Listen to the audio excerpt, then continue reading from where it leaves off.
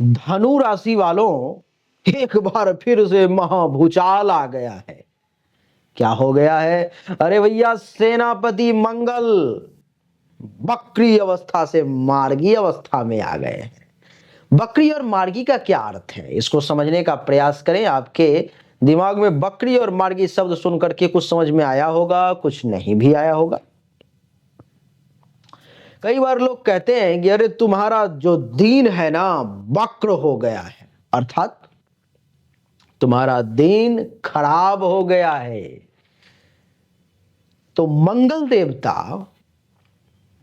अब तक बकरी अवस्था में थे। बकरी अवस्था का अर्थ यह है कि मंगल देवता को आपको देना है कुछ, देंगे कुछ। देना है सुख, देंगे दुख। देना है पैसा, देंगे कर्ज। देना है लग्जरी, बनाएंगे दिनहीन।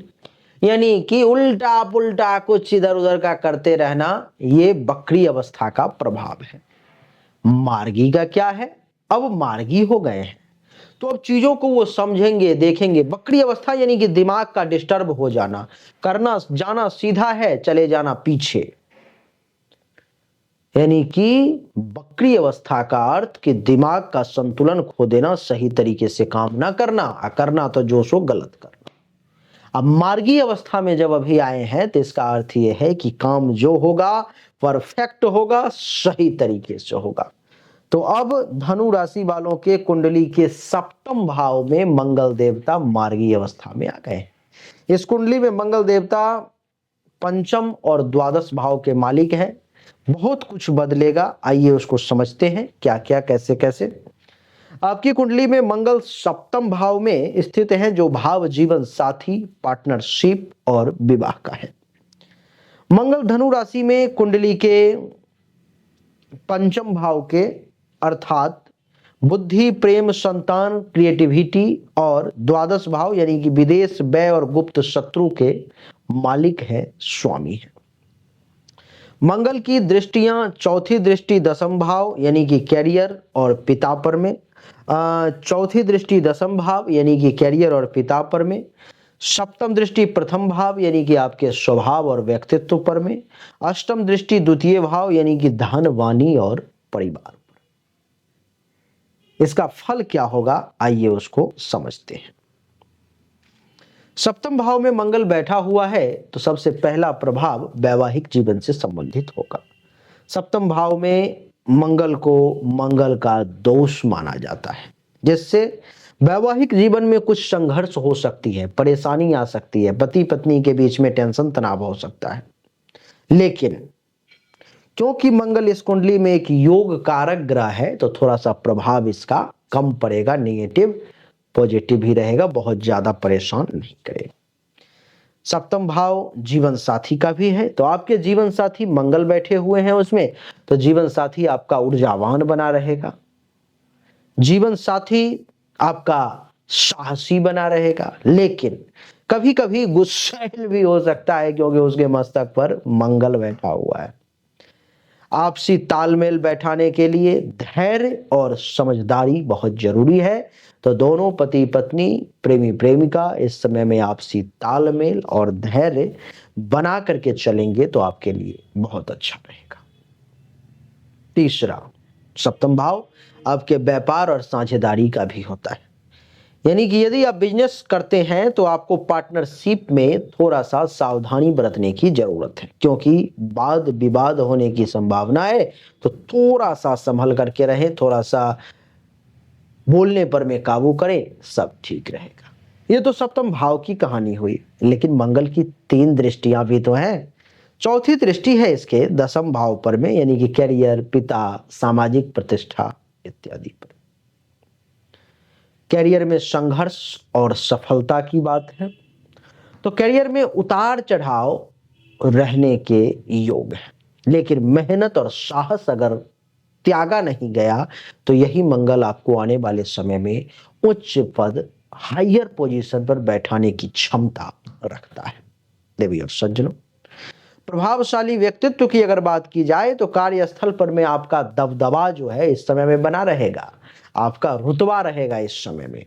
और गुस्से और अहंकार से आपको बचना होगा, नहीं तो वो रुतबे में, कहते हैं ना चंद्रमा में दाग है, वो दाग लग जाएगा और आप परेशानी में आ जाएंगे। तीसरा, पिता के साथ संबंध, 10वां भाव पिता का भी है।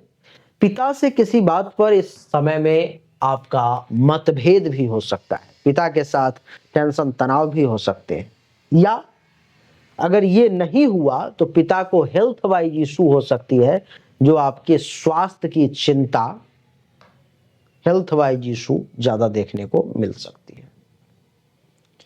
नेतृत्व क्षमता, आप एक अच्छे लीडर बन सकते हैं, लेकिन जल्दीबाजी नहीं करना है और आक्रामक रवैये से बचना है। इस समय में आपके अंदर लीडरशिप क्वालिटी की क्षमता का उभार आएगा, आपका एक जोश, एक उबाल इस समय में देखने को मिलेगा। सप्तम दृष्टि प्रथम भाव पर में है, जो आपका स्वभाव है, व्यक्तित्व है, आत्मविश्वास है, ये सब है। देवी और सज्जनों, इसका क्या प्रभाव होगा? बलशाली और आत्मनिर्भर स्वभाव आपका बनेगा।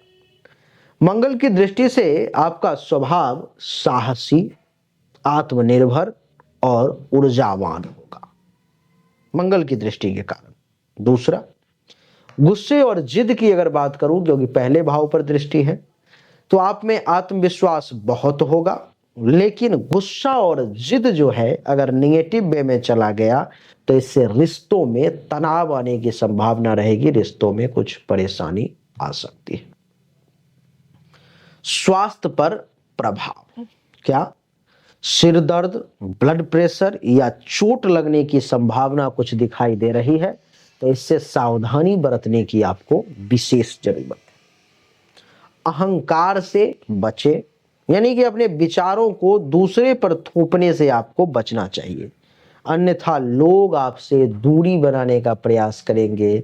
लोग ये चाहेंगे कि आप उनसे दूर हो जाएं, आप उनके पास ना रहें, या वो स्वयं आपसे दूर हो जाएंगे। देवी और सज्जनों, अष्टम दृष्टि दूसरे भाव पर में है, जिसके कारण से धन से जुड़ी कुछ समस्याओं की अगर बात करूं तो अचानक धनहानि और खर्चे बढ़ सकते हैं। इसलिए आपको वित्तीय प्रबंधन, पैसों का सही तरीके से मैनेजमेंट करने की बहुत जरूरत है।